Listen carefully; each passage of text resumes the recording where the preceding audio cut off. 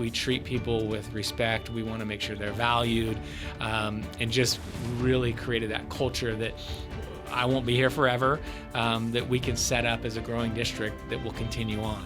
Presented by Sacramento Educational Cable Consortium. You're listening to Lights, Camera, Learn. Well, welcome to another episode of Lights, Camera, Learn. We have with us today our guest, Scott Loehr. He's the superintendent for Center Joint Unified School District.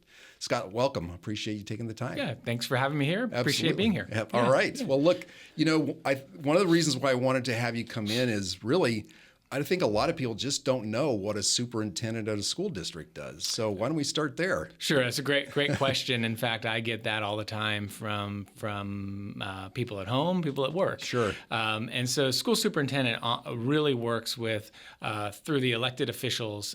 In our case, we have 5 board members that are elected by the public within our district. They implement and set the policy for the district, and it's my job as superintendent to fulfill or to bring to life that vision. With that day-to-day, work with the school board through that process, but then direct down to me and direct all staff with all of our schools. So our school district has 8 schools, and with that, we're a TK-12 district. So my role is to work with the principals, the leadership at the district level to ensure that that mission vision that is instituted by the school board is carried out. And it's a wonderful job because it ranges from, working with little students, TKers, to coming to things like this. Right. So it's a great experience, and I thoroughly enjoy it. So you've been at this since 2009, right? Correct. So Correct. What are some of the big things that have happened in that time? I mean, there's the big one you and I were talking about earlier, COVID. Correct. Right? Yeah. So my first go at this was I actually came up as an assistant superintendent in the school district. As I was the assistant superintendent, we hit the magical recession of 2008. Our superintendent at the time accepted another position. We were cutting like mad. School board came to me and said, "Here's what we'd like. Would you be the superintendent?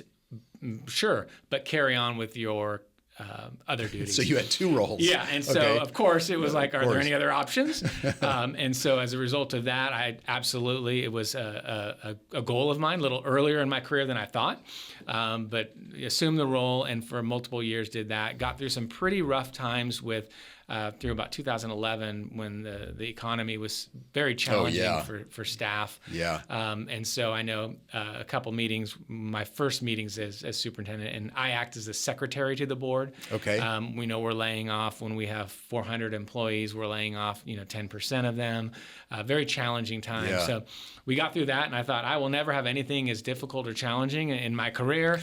And then we move into COVID was probably the next big one that, as we were just talking, go away for a week, think, oh, okay. And then we were back. I was back in the office immediately because we were on plans on how do we educate our students remotely. Oh, sure. And then additionally, when it was time to come back, how do we safely return and still manage all the folks remotely? So it was very challenging, but we got through it, and we're much better off, and have learned a lot more.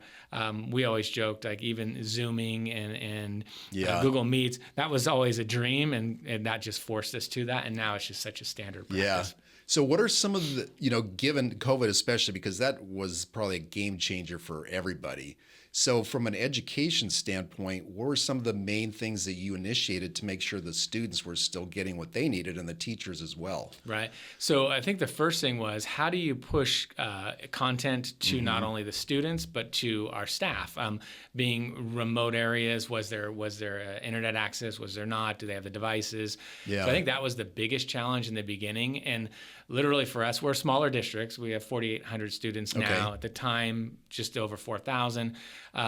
We were literally dropping Chromebooks off on porches, hotspots for families that did not have access to the internet to make sure that would happen. Yeah. And then the challenge there too was, how do you communicate with your staff to actually have them know where you're going? You get in a room, it's kind of easy to give directions. So that was also an obstacle that actually has made us better as organization. I think even as education, like looking differently at how we educate our students through the different mediums. Yeah. So, listening to you talk about this, it's for all intents and purposes, you're like a CEO of a big organization. Correct. Right. So you've got 4,800 students.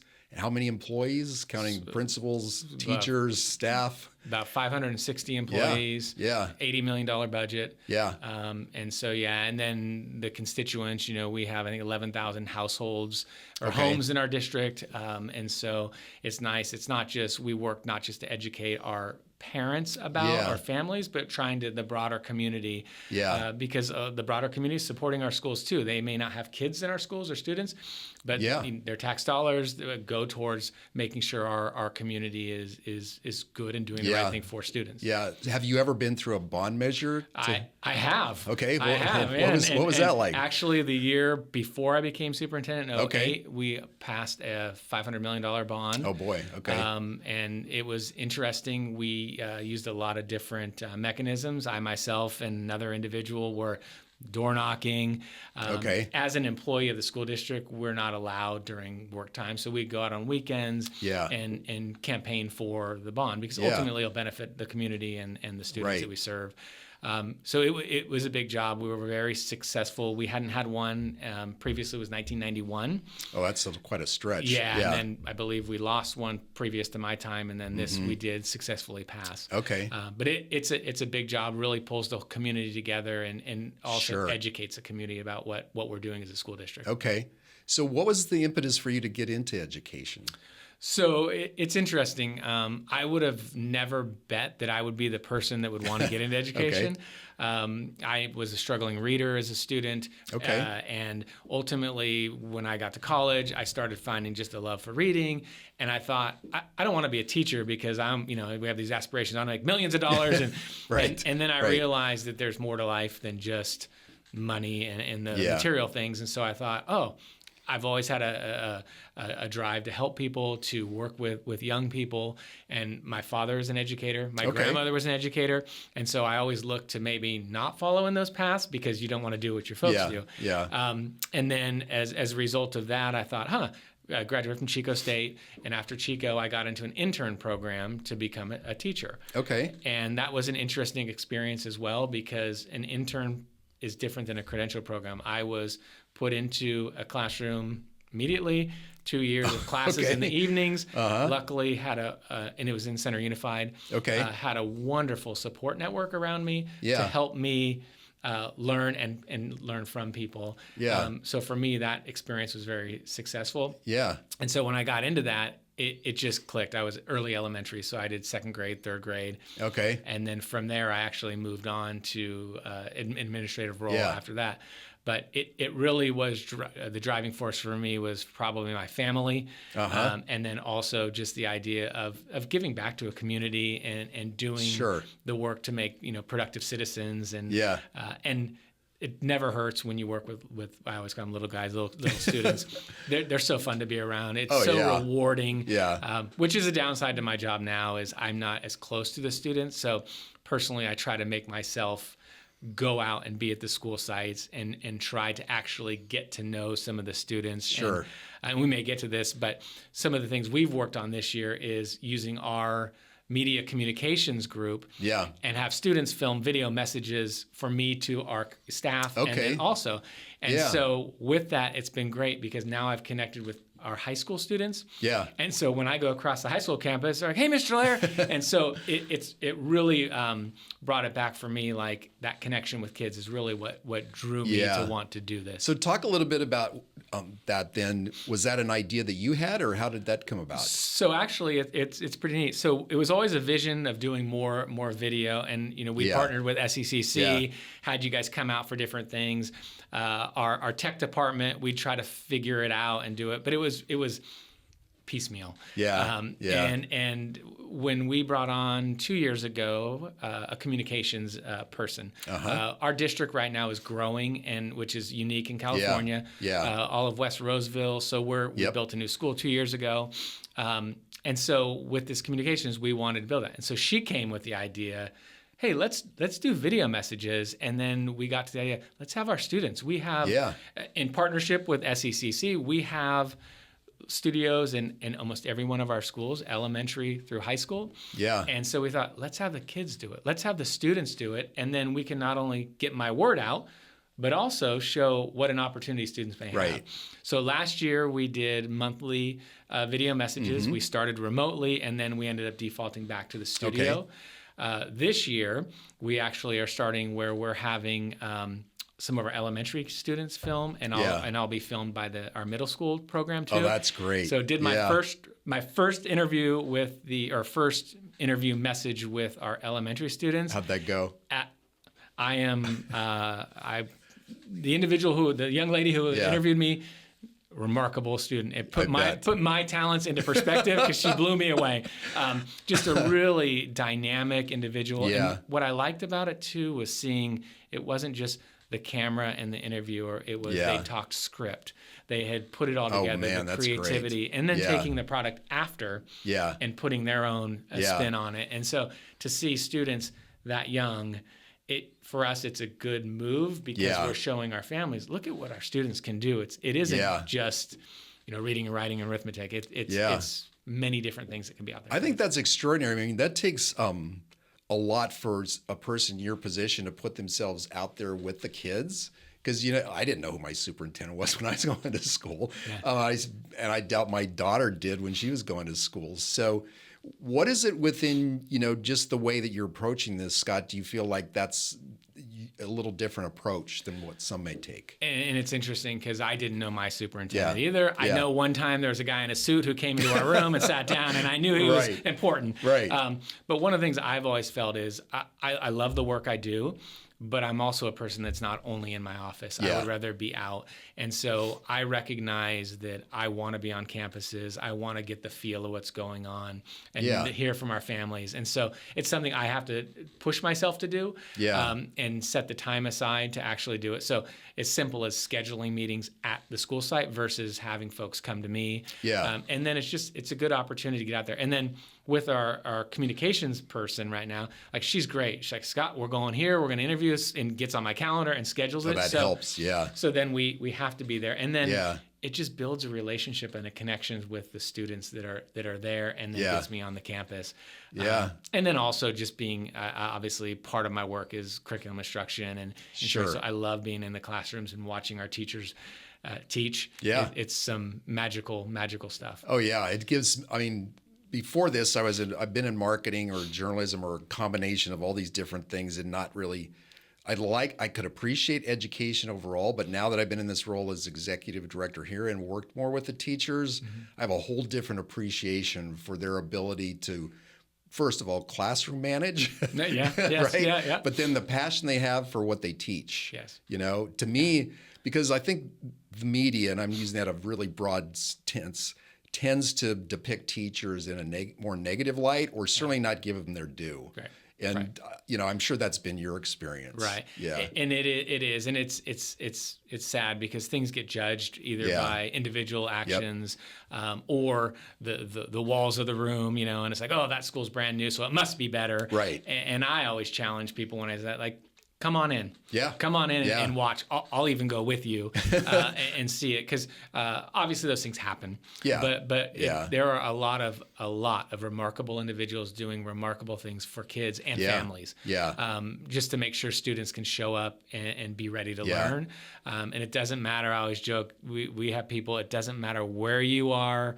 You could be outside, you could be in a brick room, you could be in a fancy, facility. But what happens between the teacher and the students it's magical. I'm married to a educator myself, and so it's a different district, obviously, and so it's fun with that too to talk. And so we talk a lot about that, and just they're invite people in, see it, and then I think it would change perspective. I think you're right. So as you were going through your career as a teacher, was there a point when you said, I don't want to teach anymore, I want to be in administration? Yeah, it's interesting. My career started younger than I thought in administration. So I always figured at some point I would. So I got married, decided we were going to have kids at some point. So we figured I better get some of my degrees done, because once you have kids, you may not ever do it. It's tough. And so early on, I went back and furthered my education, get the administrative credential, things like that. And it happened, I got moved into a vice principal role about 5 years after teaching. That is pretty quick. It is. Yeah. And I still remember being scared to death, and parents were like, wait, are you old enough to do this? Yeah. And then my principal retired. Okay. And so I was with her 4 years, and we had a great relationship, and she was always like trying to build me up and show me what it was like. Yeah. And so that happened. She retired, did that role, and then the next level, assistant superintendent, was like, hey, we see what you're doing. We like the work you're doing. You should apply to this. And so luckily through attrition in a smaller district, I got lucky to work my way up. But what I tried to think of, because I never really wanted to be away from the students, was how can I impact more? So as a teacher, I'm impacting, my 25 or 35 students. And in an elementary school at the time, we had 800 kids. You get to know them. Yeah. I was very nervous transitioning to a district office position, because I love that vibe and that energy. Yeah. And I thought, well, if I can impact more students, I can overcome that. But I need to make that commitment to myself to still be present. I am a little jealous when I go in with our principals. Everyone's high-fiving, hugging them, and they're like, "Who's this guy with you?" But it's a great experience. And so how I've kind of reconciled that is, I feel like now I'm impacting 4,800 students, 560 employees in a larger community, and I feel pretty good about that. I think we treat people with respect. We want to make sure they're valued, and just really created that culture that I won't be here forever, that we can set up as a growing district that will continue on. Yeah. So your entire career is in one school district. Correct. Which seems like a bit of an anomaly. It is. Yeah. So what keeps you there? Yeah. And so it's actually interesting, because when I got this role, so this is I'm in my 15th or 16th year in this role. Yeah. And that's kind of an anomaly for superintendents as well. I have had the pleasure of working with some outstanding board members that really help me understand. They're just really true professionals, and they care about the community, and they care about the families and the kids. So to me, that's kind of been a blessing for me, because we're really, as a united team, here for the students. Oh, yeah, that helps. When I got in this role, I always felt like I'm very lucky with that. And so as I've gone through, what's really kept me is there's always been a sense in this district, like, and it's cliche and the family feel and all that. Yeah. But it truly is. And we ended up about 3 years ago, we started looking at the process. Like we knew what this feeling was, but no one could ever label it. No one could ever put a name to it. And so we came up with the center commitment. Yeah. And I think you're familiar with it. Yeah. And so with that, we identified through talking with parents and staff, because the same message kept resonating. So we came across 4 pillars. We want to make sure folks belong. Yeah. We want to make sure that they make an impact, that they're valued, and that they thrive. And now everything we do is driven through those lenses. And so to me, when I say it, it's like I believe it. I feel it. And I know staff is feeling it, whether we're communicating or people are communicating, good or bad with me. Scott, I don't feel valued. Yeah. Well, let's talk a little bit further about that. Yeah. How are you not feeling valued, and why are you not feeling valued? And so the center commitment really, at the end, for me, right recently, has really put it together and made it so like we have something that I believe will carry on and transcend those of us that are, in the organization right now. See, when I heard about the project, and then I've obviously since seen the result of it in the video that we created, it struck me from a marketing perspective, those are your brand pillars. Yes. Right? Yep. So, and what you've done, which I think is kind of remarkable, Scott, is you've made those consistent, because the only way to create a consistent brand is to be consistent with the messaging that you keep putting out there. Yes.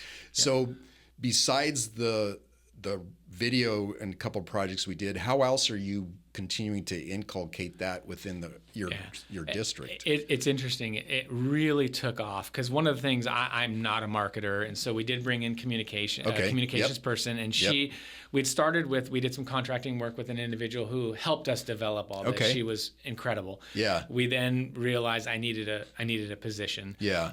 Brought that on, and she jumped on and just ran with it. And so what she's helped us do and helped me do is everything we look through is through these lenses. Yeah. And it immediately started with a lot of staff. Like I would go to presentations or professional development, and we'd see our little logos of you belong here, you thrive, and it was like, this is really starting to take off. And when I finally knew it hit was when people were calling me and telling me, I don't feel valued, and I don't feel like I'm thriving here. Right. And so to me, it was like that finally permeated the organization to say, this is where we are. And so now it's almost like doing an organic process. People are using this for everything. Our social media posts, all of the media posts are driven through that. Our local control accountability plan. Yeah. Each of the 4 goals we have is aligned with one of our pillars. So every single thing we do falls in. It's becoming natural. It's not forced anymore. Right. So how did you sell that to the board? So it was interesting. We had gone through the process. They were also part of the process in the development. Okay. Yeah. We took their feedback, and then once we developed the pillars, talked to them, and it was like, well, you're right. This is what it is. Yeah. And then we've just run with it. Oh, that's great. Yeah. So given you're in a district that, like you said, is growing.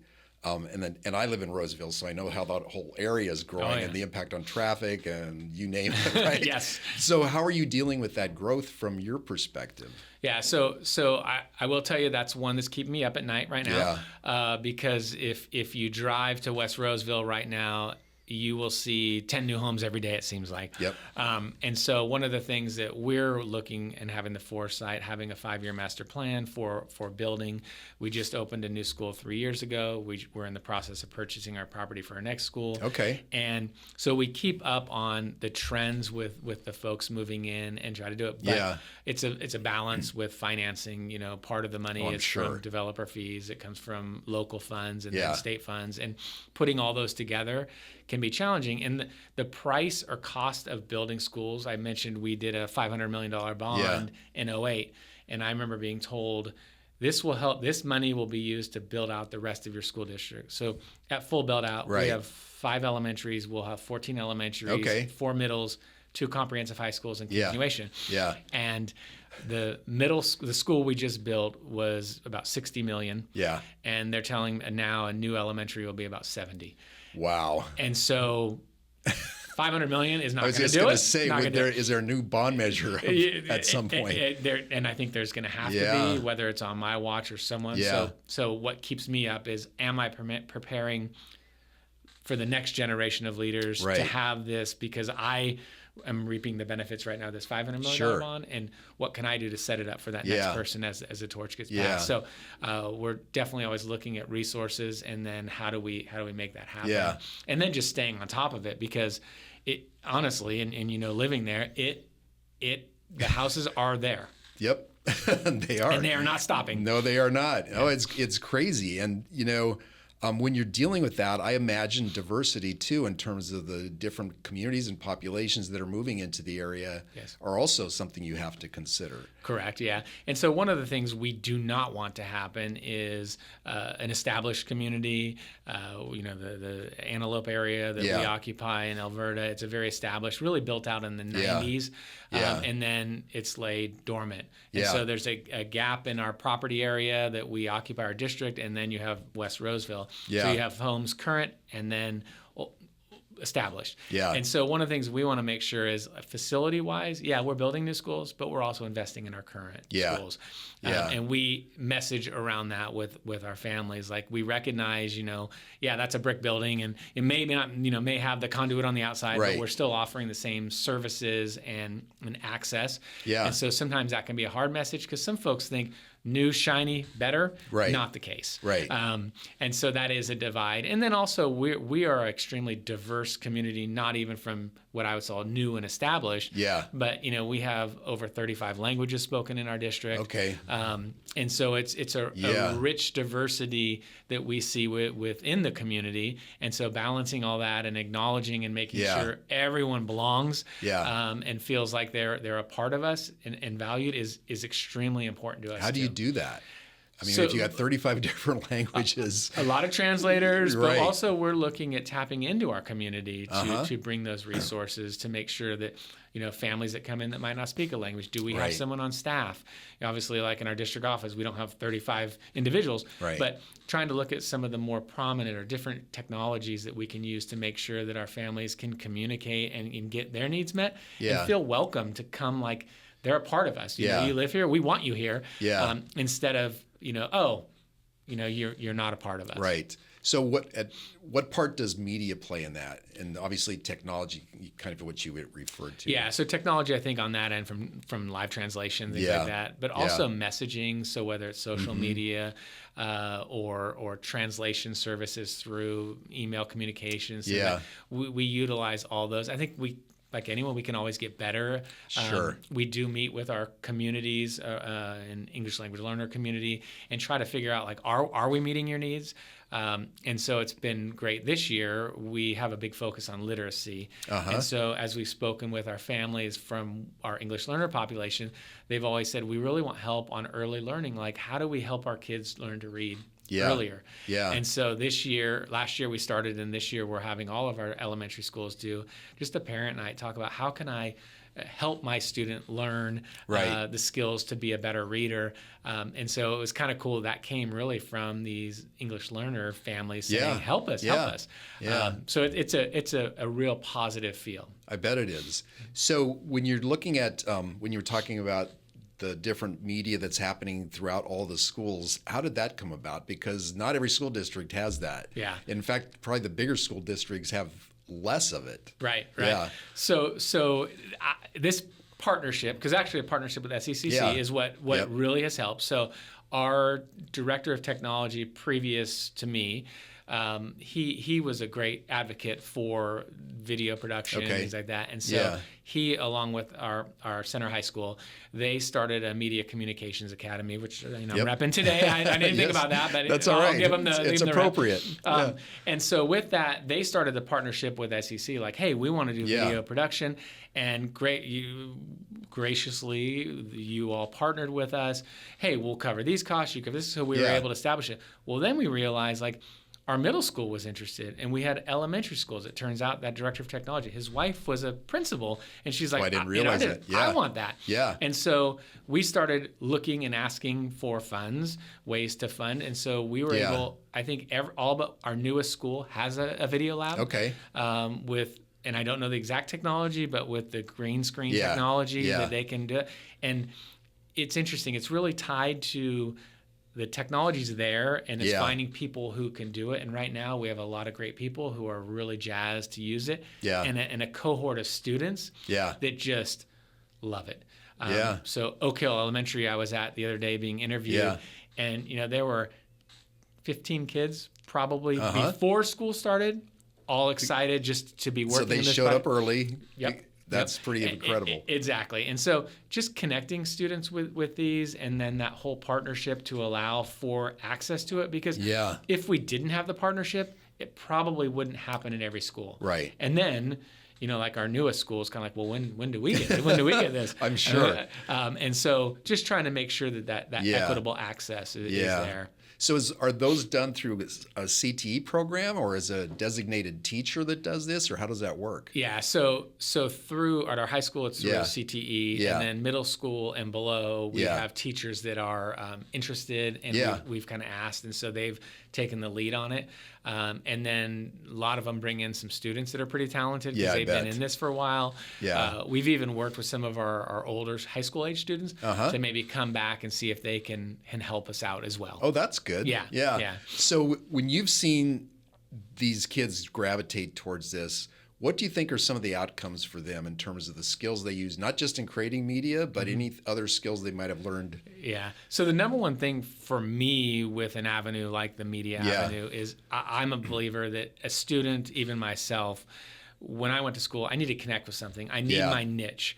And so media, like athletics, may not be for everyone, but if we can offer a variety that every student has something they connect with, to me, that brings it. So what I see with the media piece, and I've learned over the years, and now as I'm in the studios more, it's not just grab a camera, point it, and go. It's the prep, the scripting, so the writing of it, the creativity of the writing, the creativity like the one of the schools was doing. They would go out and they were interviewing kids, and just having the thought and the creativity behind it. And then to me, then the artistic side of it. Like, it's not just, you got to look at what the background is and how do we put it. And then once you get that product, how do you take all of that film?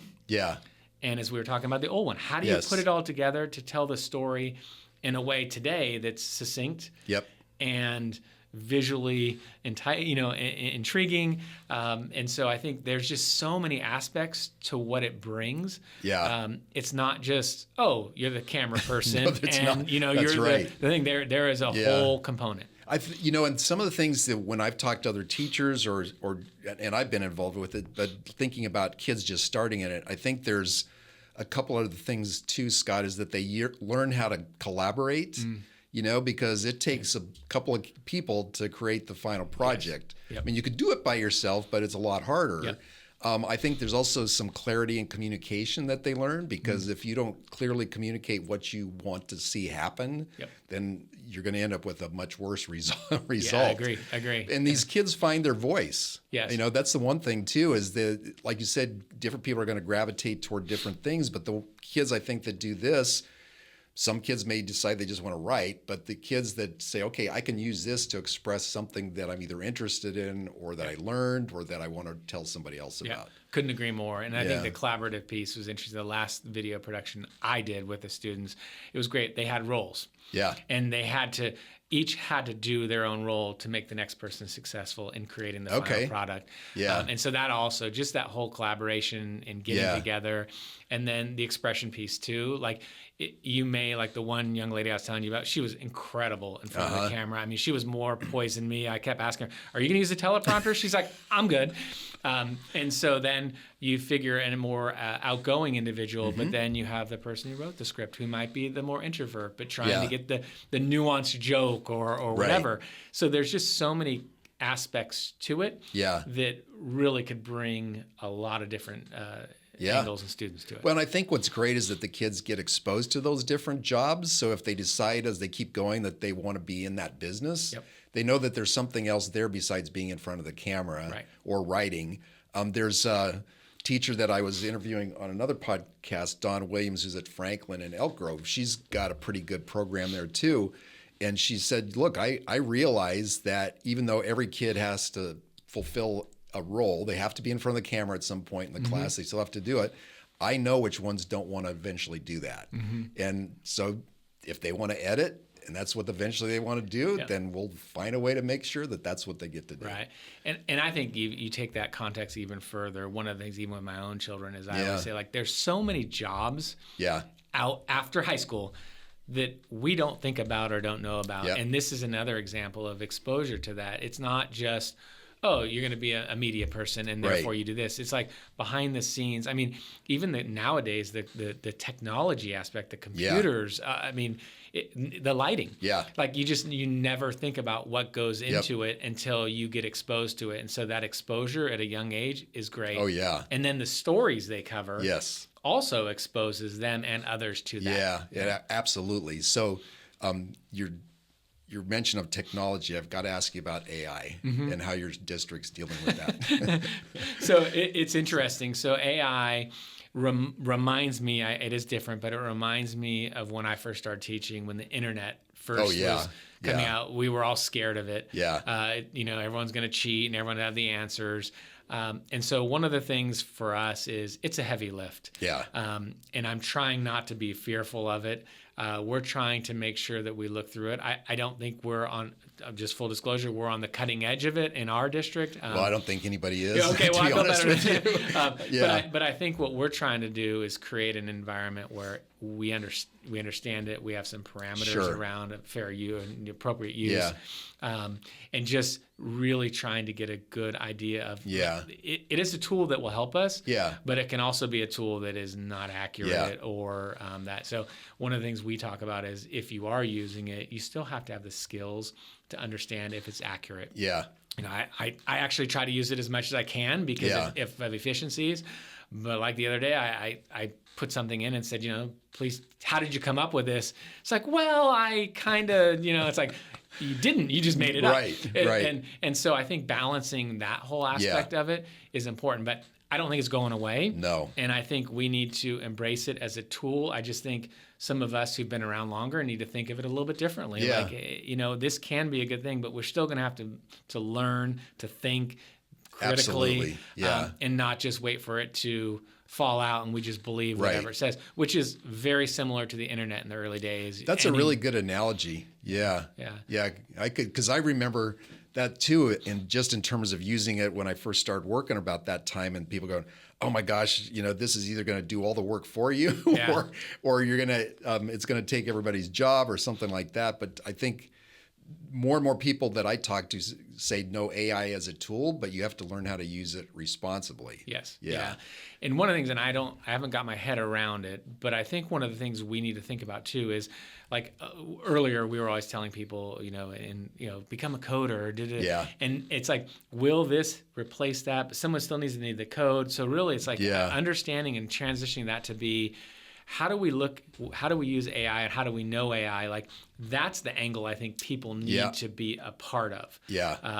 And I think that's the big challenge we have because we're still stuck in how do you code? How do you do this? And, That's true. And really it's AI true. and security, I think is another big piece. Those and the energy use. Yes. That's, you know, if somebody can figure out a way to do AI with low energy use, that person's going to be really wealthy. Yes. Because we all heard stories about how many cows it takes to create a couple of prompts. Exactly. And I know in previous conversation we were talking too, the AI piece and then that VR or the AR piece. And it's interesting because last night I had an opportunity. I didn't think I knew how much it would influence or could influence. I had a conversation with a company that's looking to get into it with schools. And it just, for the last 24 hours, it's blown my mind, the capabilities of what it can do and what it would do for us experience-wise. They were talking of field trips. And of course, my mind starts going wild. So what they were referencing was, hey, we're doing a unit on space. We can have a virtual reality, an exact replica of the International Space Station, and you and your classmates can walk through it together and interact. And I was like, wow. And then another component was atoms. You know, let's go through and we can walk through as if it was atoms. Be inside one. Yeah, and it just it blew me away to think from a social studies. You know, how many people, you know, in our community of Antelope would be able to go to the pyramids? Let's virtually let's go, or float down the Nile, or any of these things, or with the augmented reality too. I think the idea of like chemistry and dissections. I just I can't even get my head around it. But it's like it is so fascinating to me. So I'm looking forward to see where that goes as well. Because I really feel like there's something there that, in addition to AI, will be revolutionary for exposing our students. Because don't you think that kids now learn far better from experiential learning than they do book and memory? Yeah. And that's along with the CTE, the career technical stuff. You know, you watch the students who want to be welders or builders or, you know, that hands-on stuff. They love it. You know? And the same with the computer stuff, you know, where they're digging in and typing, but reading it from a book, students, they do it, but they want to, you know, hold on to it, touch it, feel it. We were having this conversation about AI earlier with a group of teachers, and this one teacher said, look, if you're worried about your kids using AI to do their homework easier, maybe you need to rethink how you're teaching the homework. Yep. Because if it's that easy Yep. to do it, maybe you need to do something a little different. Right. Yeah. Be a little more, yeah. Yeah. And I have a student, my own personal kids. One just exited college, and one is in college. Okay. And I talk with them about it. And Yeah. the university is doing a pretty good job, I think, of defining for professors, the different levels of what they'll permit for AI use. And it's interesting, so I'll talk with them because it's like, well, they know you can't just put it in chat and then it spits it Right. out. But it is Right. interesting. They're using it as a tool and a resource. But at least the conversations with my own kids is you still got to fact check it. Yeah. You still have to make sure that you understand what it's trying to say. Right. And so I think that's another lesson we could all learn from. It's like, you're never going to get away from the ability. You have to know how to read it, know how to understand and comprehend. You can't just blindly trust it. Right. And that the whole idea, is being able to come up with the right prompts to get you what you need. Yes. Right. I mean, Yes. you still have to know what it is you're trying to get Correct. to. Yeah. Yep. Yeah. Absolutely. Absolutely. Yeah. So are there other ways that you're using media to communicate, especially, when we're talking about English as a second language or other elements that are pertinent to your district? Yeah, and a lot of it is through, like I said, with the translations and things like that, with the written word, obviously making sure that all of our websites and stuff like that can be translated. Right. But I think too, just the visuals from media, whether it's we along our center commitment, one sign we use a lot now is we have a You Belong.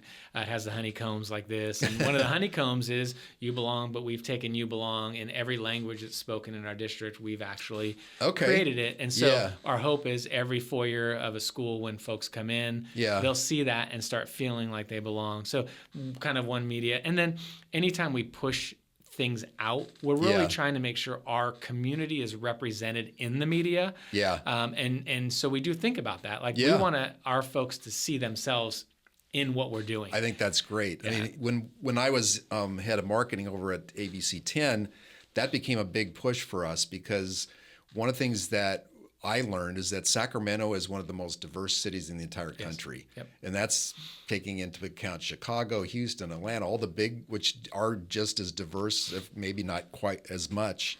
But this area, for whatever reason, has a hugely diverse population. Yep. Yeah. And I think that's important. So that's something we do keep in the forefront of, okay, we need to be representative. We need to let people know that we are valuing. We want you to bring things. And so to the table and, keep your culture and your history and share it with everyone. Yeah. Because it just makes everything better. Yeah. Have you ever thought of using, this just struck me, using media somehow to create cultural moments? In other words, highlighting different cultures and having people come in to maybe do a cultural dance or some other talk about their beliefs or so I haven't used media for that, but we do have events like that. But that would be a good way to capture it. And then social media is the other big one that would be a really good one to illustrate the different things that are going on, the representative. That's a wonderful idea. And capturing it.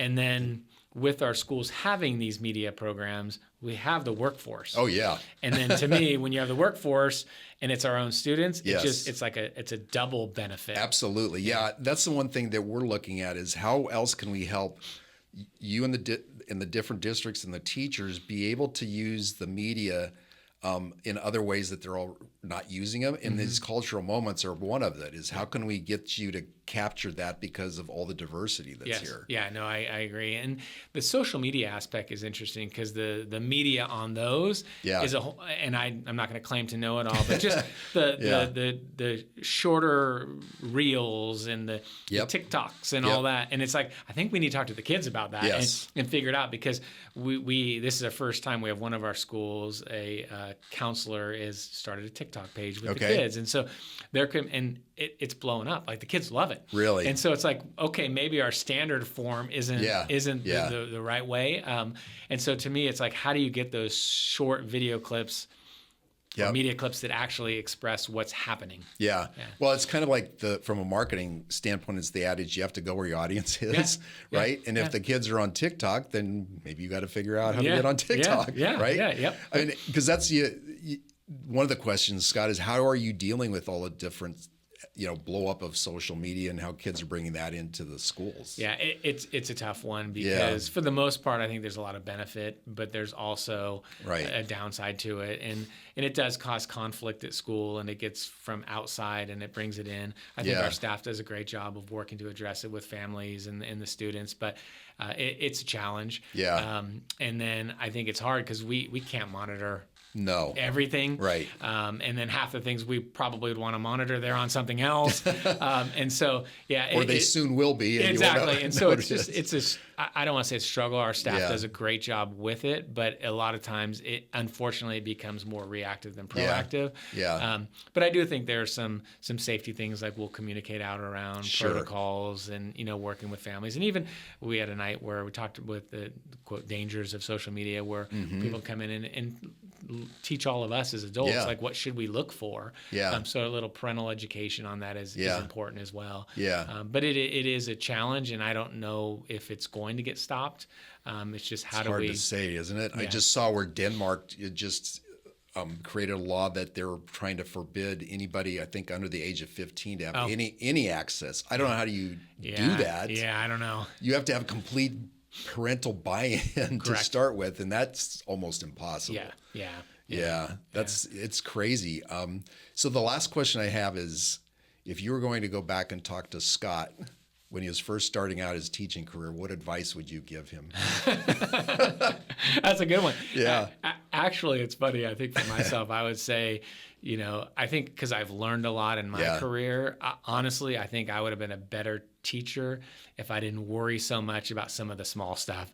I have a personality that I always want to do the right thing. And I think sometimes that might have limited me on things. And then I would also tell myself, try some of these other things, branch out a little bit. I really enjoyed the technology piece when I taught, trying to embrace that as much as I can. I personally didn't get into media. I think if I was a teacher today, it's an area of interest to me. And so I think really I would be like, hey, don't sweat the small stuff and have some fun with it. But I felt like, as a new teacher, you're constantly worried, like, is this right? Is this wrong? And I can imagine. And so now knowing what I know, it's like, it'll be okay. It'll be okay, and have fun with it and enjoy the students, because they're remarkable. It is a wonderful profession, because even now walking on a campus and just seeing that, or having a student that you had 20, 30 years ago come back and be like, I remember you, Mr. Loehr. There's nothing can beat that. I can imagine. My wife's aunt was a longtime teacher in Oklahoma, and when she passed away, there must have been 200 of her former students that showed up. That's awesome. Like you're saying, that's the kind of impact that teachers can have on kids. Absolutely. Absolutely. Well, Scott, this has been great. Thank you for being here. And you're welcome. This was a great conversation. Yeah, it's a pleasure. Thank you for having me. Well, listen, that's it for this episode of Lights, Camera, Learn. You can catch us on Pandora, Spotify, Apple Music, or on our website, secctv.org. Or you can also support us on Patreon by clicking on Lights, Camera, Learn. Until the next episode, make it a great day. Thank you.